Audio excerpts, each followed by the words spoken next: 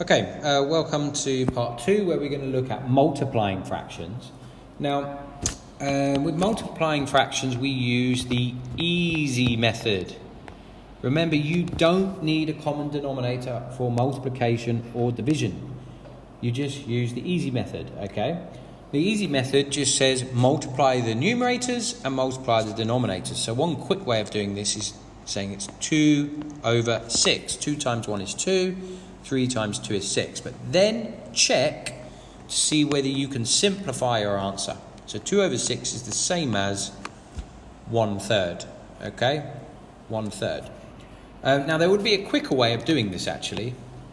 Maybe with these numbers it doesn't really help, but you can actually do your simplification before you do your easy method.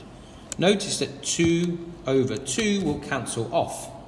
Hopefully you agree with me, because of multiplication doesn't matter which way you do it.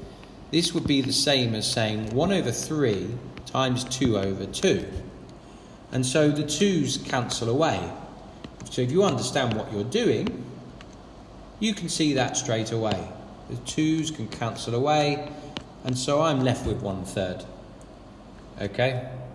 Hope that makes sense. Now, so right hand side we've got mixed numbers, so again we will change to improper fractions. So that would be 13 over 10 times 10 over 9. Look at these numbers are quite large, so I could do it the long way. I could do 130 over 90. Now simplify it and realise that that's 13 over 9, and then get 1 4/9 as my answer. Okay?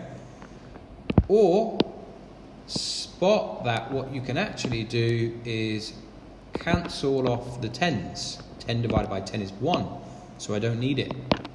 Okay, so I get straight to 13 over 9. And so that's 1 4/9. 9 fits into 13 one time with 4 left over. Okay? Right, have a go at these questions. Okay? Stop your video and have a go at them, and I'll do answers.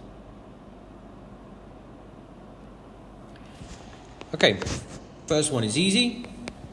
It's just a quarter.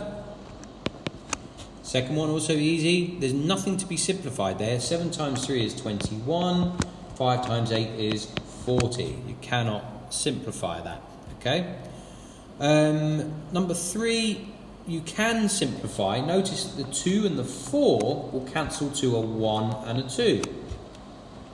So that's going to be 3 times 1 is 3 over 2 times 5 is 10. If you didn't spot that, you should be able to see that you're going to get 3 times 2 is 6, over 4 times 5 is 20, and then cancel it down to 3 over 10. Either way, you're going to get the same answer. Okay, so 3 over 10. Okay, again, this one I can cancel. That's 1 over 3, so I'm going to get 5 over 21. You can do it the long way if you wish. Okay, number 5, I'll cancel off the 3 straight away, so straight away I know that's just a quarter. Number 6, the number 8 can be written as 8 over 1. So now the same rules just apply. That would be 16 over 3. How many 3's into 16? Well, that's 5, with 1 left over. 5 1/3 is your answer, okay? Number 7, 5 can be written as 5 over 1. 2 3/4 can be written as 11 over 4. So I'm going to get 55 over 4. How many 4's fit in 55? Well, that's 13 with 3 left over. Okay?